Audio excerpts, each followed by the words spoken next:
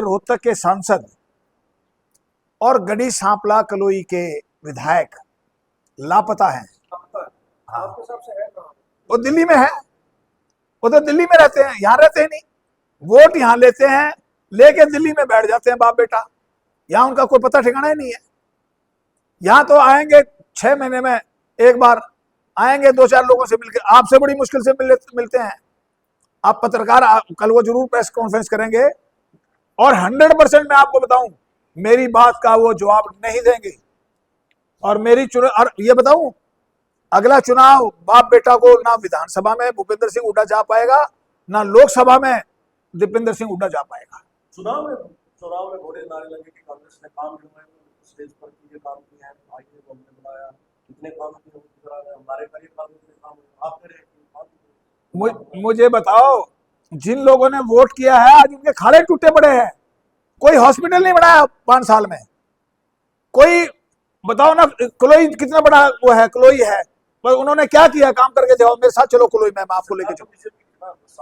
अरे 10 साल उनकी भी तो सरकार थी। आज भूपेंद्र सिंह हुड्डा के गांव में पीने का पानी नहीं है। आज अरे भाई साहब, उसके 10 साल में उसके 10 साल में जो काम कराए हैं उन्होंने, वो गलत कराए हैं। नहरों, सारी जितनी भी नहरों की टेल है वो सांगी में ले आए। आज सांगी के अंदर पीने का पानी भी नहीं है। ये हालत खराब है। सरकार ने क्यों नहीं बनवाई? अरे एमएलए से पूछो ना ये बात, मेरे से क्यों पूछ रहे हो? अरे एमएलए, अरे मैं कहता हूँ, मैं ये सरकार तो काम करा रही है खूब। एमएलए क्या कर रहा है मुझे बताओ? एमपी क्या कर रहा है? आज तक दीपेंद्र सिंह हुड्डा ने एक बार भी लोकसभा में रोहतक जिले की आवाज उठाई है क्या?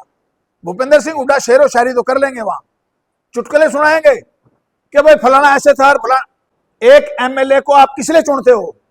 इसलिए चुनते हो ना वो इलाके की आवाज उठाए। अब मैंने सैनी साहब से कई बार कहा, मैं ये करो, वो करते हैं। वो कहते हैं तुम्हारा एमएलए क्या कर रहा है? ग्रांट भी मिलती है, कहां गया दीपेंद्र? का क्या कर रहा है मुझे बताओ? मैंने कम से कम 40 खाड़ों के मैंने एस्टिमेट पास करा के मुख्यमंत्री के कलोई की सभा में, आप लोग थे उसके सामने मैंने रखे थे, और मुख्यमंत्री ने कहा कि मैं सारे के सारे की मैं वो करा के डिपार्टमेंट से मैं करवाऊंगा। अरे हम तो करवा ही रहे हैं, लेकिन एमएलए क्या करता है? मुझे एमएलए की भूमिका क्या है? क्या सिर्फ वो एमएलए का काम वहां चंडीगढ़ में जाके अपने मौज मस्ती करके और दिल्ली में आप रहो यहाँ लोगों? अब क्या है कि एक छोटी छोटी पेंशन के काम है, छोटे छोटे काम है। मैं जाके मैंने 200 लोगों की पेंशन कराई अभी पिछले 5-6 महीने में। सिस्टम बिल्कुल सही है। मैं कहता हूँ एमएलए को किस लिए चुनते हो आप? एमपी को किस लिए चुनते हो? वो अपनी भूमिका नहीं निभा रहे, वो लोगों के अंदर नहीं रह रहे, वो तो अपने ठाटे दिल्ली जाके बैठ जाते हैं बाप बेटा। भारतीय जनता पार्टी के स्टेटमेंट आती है लगातार कि भूपेंद्र हुड्डा तो हमारे लिए ही काम करते हैं, फिर गुस्सा क्यों है? भाई वो बात तो ठीक कह रहे हैं, जो अगर वो कर तो हमारे लिए रहे हैं, लेकिन भाई साहब, इलाके के लोग भी चाहते हैं कि जो इसको हम इलेक्ट करें वो हमारे बीच में बैठे। वो नहीं बैठ रहे। आप आएंगे उनसे पूछ लें, अगर वो मेरा जवाब दे दे तो मैं राजनीति छोड़ दूंगा। जवाब ही नहीं देंगे। आप उनसे जिक्र करोगे कृष्ण मूर्ति ऐसे कह रहा है, वो कहेगा वो कहता रहेगा भाई जो मैं नहीं। अरे चीफ मिनिस्टर ने अनाउंस किया है कलोई के अंदर कि मैं सारे खाड़े ठीक कराऊंगा, लेकिन मैंने उनसे बात की थी, मुख्यमंत्री कहने लगे तुम्हारा एमएलए क्या कर रहा है? वो तो वहां असेंबली में चुटकुले सुनाता है, अब लोगों की बात तो करता नहीं। ना दीपेंद्र करता कभी, उसने कहां बात की है? और मेन बात यह है कि अब मेरी अगली सभा टिटोली में होगी।